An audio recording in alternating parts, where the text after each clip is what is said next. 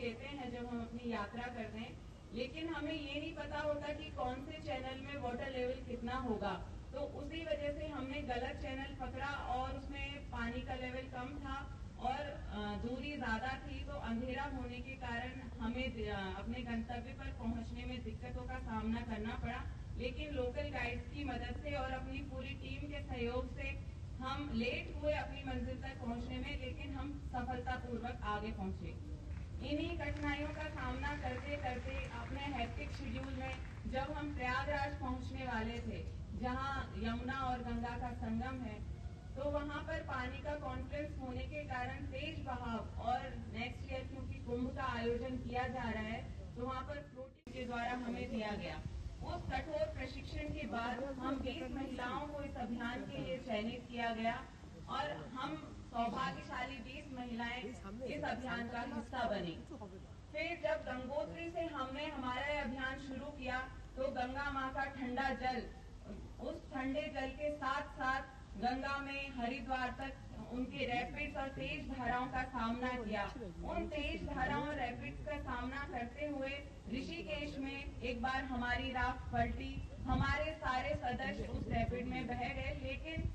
अपनी सिखलाई को ध्यान में रखते हुए बिना अपना धैर्य खोए हमारी टीम ने पूरे हौसले से अपना रेस्क्यू किया, वापस राफ्ट में सवार हुए और हम अपने अगले गंतव्य की ओर पूरे जोश के साथ निकले। जब हम आगे बढ़े, जहां गंगा रिवर पहाड़ों को छोड़कर मैदानों में प्रवेश करती है, तो हमें नई चुनौतियों का सामना करना पड़ा। जहां रिवर चैनलाइज्ड हो गई, वहां पर हमें 4 लेन्स और रेत के टीलों का भी सामना करना पड़ा कि हम जा रहे होते थे और अचानक से पानी में रेत का टीला, जिसे हमें पता नहीं होता था, और हमारी राफ्ट फंस जाती थी, पिनअप हो जाती थी। कई दफा ऐसा हुआ कि हमें जितनी डिस्टेंस एक दिन में तय करनी होती थी, उसकी आधी डिस्टेंस को हमने राफ्ट को धक्का देकर ही तय की, क्योंकि वहां पैडलिंग भी संभव नहीं हो पाई।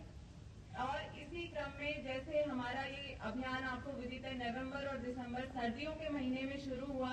तो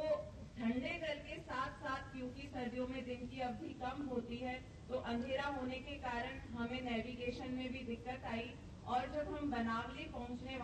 वाले थे, तो रिवर चैनलाइज थी। साउथ बंगाल फ्रंटियर उपस्थित सभी सीनियर अधिकारीगण, विशिष्टजन, माननीयगण,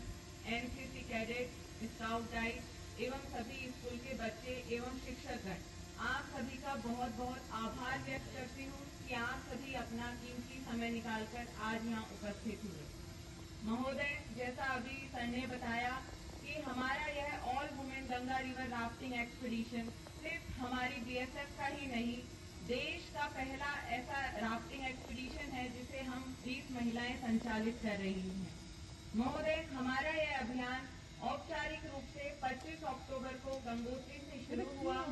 और 2 नवंबर को देवप्रयाग, जहां पर भागीरथी और अलकनंदा मिलकर मां गंगा का स्वरूप लेती है, वहां से हमने राफ्टिंग शुरू की। और उसी क्रम में जब हम हरिद्वार पहुंचे, तो माननीय जल शक्ति मंत्री श्री CR पाटिल जी ने हमें हरी झंडी दिखाकर वहां से रवाना किया।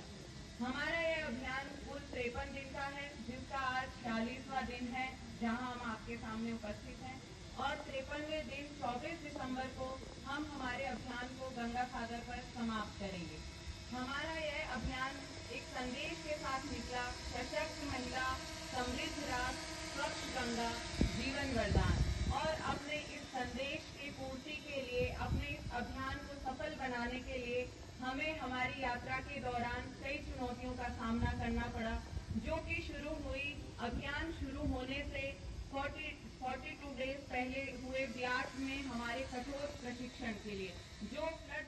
और तेज बहाव और पीपा पुल के बीच का नैरो गैप, उसमें हमारी राफ्ट उससे टकराई और हमारी राफ्ट पलटी। अंधेरे का समय था, तो हमें रेस्क्यू में टाइम लगा। हमारे टीम के 6 सदस्यों को उसमें चोट भी आई, हमें काफी सामान और गंगा में खोना पड़ा, काफी फाइनेंशियल लॉस भी हुआ।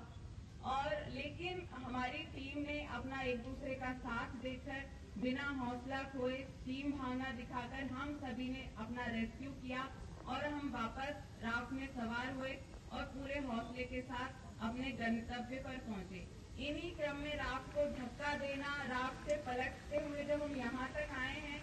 तो मैं आपको बता दूं कि हमारी टीम के आधे सदस्य अपने मोबाइल मां गंगा में विसर्जित कर चुके हैं अब तक।